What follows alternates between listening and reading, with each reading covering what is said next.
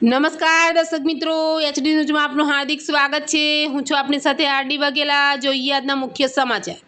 અંકલેશ્વરમાં વરસાદી માહોલ વચ્ચે મહાવીર ટર્નિંગ નજીક આવેલા શોપિંગ કોમ્પ્લેક્સની છતનો એક હિસ્સો ધરાશય થતાં દોડધામ મચી જવા પામી હતી। અંકલેશ્વરમાં સતત વરસી રહેલા વરસાદ વચ્ચે મહાવીર ટર્નિંગ નજીક આવેલા એક શોપિંગ કોમ્પ્લેક્સની છતનો આગળનો ભાગ અચાનક ધરાશય થતાં વિસ્તારમાં અફરાતફરીનો માહોલ સર્જાયો હતો। કોમ્પ્લેક્સની છતનો આગળનો હિસ્સો તૂટીને નીચે આવેલ દુકાન પર પડ્યો હતો।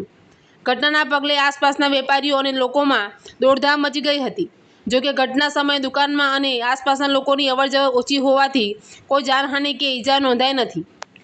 વરસાદી માહોલ વચ્ચે બનેલી આ ઘટનાએ કોમ્પ્લેક્સની સલામતી અંગે પ્રશ્નો ઊભા કર્યા છે।